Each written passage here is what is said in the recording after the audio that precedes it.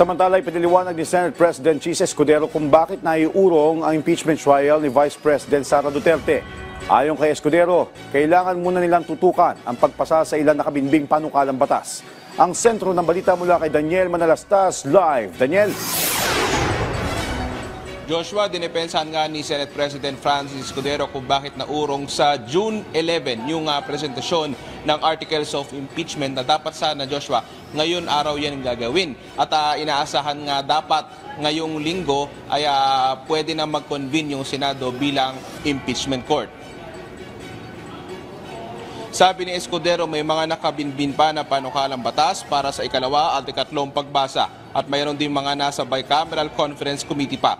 At kung magsisimula na raw agad ang talakayan sa impeachment, may mga aaprubahan silang panukalang batas na posibleng hindi nila magawa. Tingin ni Escudero, maraming tatayo at magsasalita kaugnay ng impeachment. Ang aktwal na impeachment trial daw ay sa susunod pa naman na buwan. At kung hindi aaktuhan ng mga panukala na kailangan nilang ipasa, maaaring magkaroon nito ng negatibong epekto. Walang mawawala, walang madadagdag, walang mababawas. Pero itong mga second at third reading, malaki mawawala, malaki ang mababawas. Siguro naman, kapag papapiliin tayo sa pagitan ng dalawang pwede nating gawin o dalawang kaling tatahakin natin, doon ka sa mas may magagawa para sa ating mga kababayan. Meron kaming rule kaugnay ng 3 days bago namin ma-third reading ang isang panukalang batas. Pag hindi namin na second reading yan this week, hindi na namin ma-third reading yan next week. So time is of the essence. Pero malaking katanungan ngayon kung matutuloy ba talaga ang impeachment trial. Natanong si Escudero kung magko-convene ba talaga ang Senado bilang impeachment court. Sa dulo, ano man ang opinion nila, miyembro man sila ng Senado ngayon o hindi, ano man ang opinion ko bilang tagapangulo ng Senado, sa dulo, ang susundin naming lahat, ang desisyon ng plenaryo ng mas nakararami. The plenary of the Senate is the supreme body of the Senate. It gets to decide anything and everything. Sa June 11, babasahin yung articles of impeachment and then thereafter, magko-convene kayo sa impeachment court. At doon din namin pagpapasahan anumang mga motion kung meron mang gagawin, anumang mga objection kung meron man, anumang tanong kung meron man.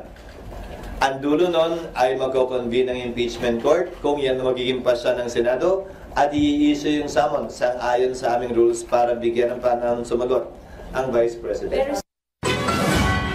Isa pang malaking tanong, Joshua, ay kung tatawid ba ang impeachment pagdating naman sa 20th Congress dahil kung susumahin huling 2 linggo na lang na may sesyon ang 19th Congress. Nagpaliwanag si Escudero sa mga posibleng mangyari. We cannot bind the subsequent Congress. That's all I'm saying. The next Congress can decide in the same manner or in a different manner. Hindi ko sinasabing walang assurance na hindi tutuloy. I'm not saying that, ha? You're asking questions within the realm of possibilities. You're asking, posible ba? Hindi ko naman pwedeng sabihin imposible. Kasi posible naman talaga. But you cannot quote me and saying na posible hindi naman tuloy. Kasi hindi. In the realm of possibilities, everything is possible. In the ordinary course of events, it should. Unless, magkaiba yung tutuloy kung gusto nila sa tutuloy kung ayaw nila. Hindi tutuloy kung ayaw nila. Magkaiba yan. Bakit magkaiba? In the ordinary course of events, it should, unless they decide otherwise. Sabi ni Escudero, Joshua, bukas siya sa mga posibleng dumulog sa Korte Suprema hinggil sa magiging desisyon ng Senado. At ngayon din yung pagbabalik sesyon ng 19th Congress at mamaya inaasahan sa plenary session kung ano yung mga magiging posibleng hakbang ng mga senador. Joshua? Maraming salamat, Daniel Manalastas.